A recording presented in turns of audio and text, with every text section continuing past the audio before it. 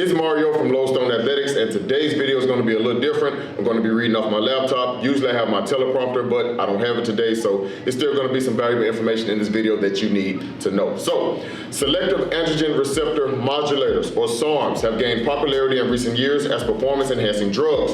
They are known to mimic the effects of anabolic steroids, but with fewer side effects. However, like any other drug, SARMs have their positives and negatives. This video will explain the advantages and disadvantages of using SARMs.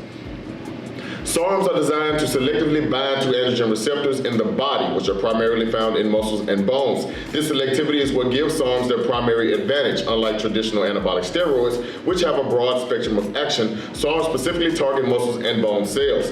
This results in significant muscle growth and bone density improvement with the systemic side effects associated with steroids. Another positive aspect of SARMs is their oral bioavailability. Unlike anabolic steroids, which are often injected, SARMs can be taken orally. This makes them more convenient and less invasive, which is a significant advantage for many users. Furthermore, SARMs have a rapid onset of action, which means users can see results relatively quickly.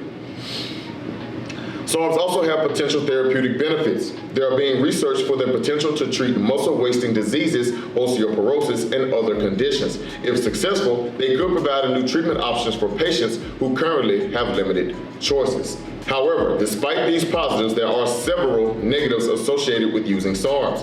One of the main concerns is the suppression of natural testosterone production. While SARMs are less likely than anabolic steroids to cause complete shutdown of testosterone production, they can still lead to significant suppression. This can result in side effects such as fatigue, mood changes, and sexual dysfunction.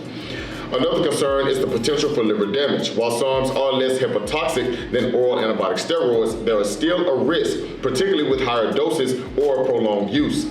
This risk is increased if the user is also consuming other substances that can also harm the liver. The long-term effects of SARMs are also unknown. While they have been shown to have fewer side effects than anabolic steroids in the short term, there is little research on their long-term safety. This lack of data is a significant concern and a reason why many health professionals advise against their use.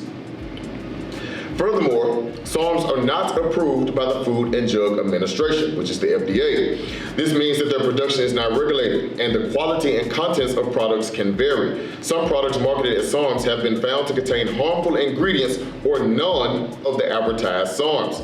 This lack of regulation and quality control is a significant risk to users. In conclusion, while SARMs have potential benefits such as specific action, oral bioavailability, and potential therapeutic uses, they also have significant negatives. These include the suppression of natural testosterone production, potential liver damage, unknown long-term effects, and lack of regulation.